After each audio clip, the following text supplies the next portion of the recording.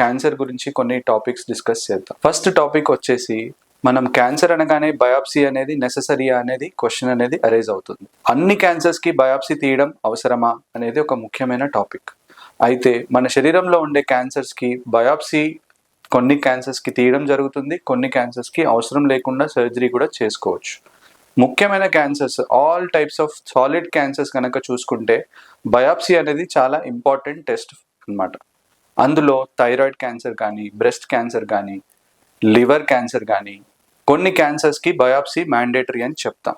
కొన్ని క్యాన్సర్స్కి మాత్రం బయాప్సీ లేకుండా కూడా ట్రీట్మెంట్ అనేది స్టార్ట్ చేయొచ్చు.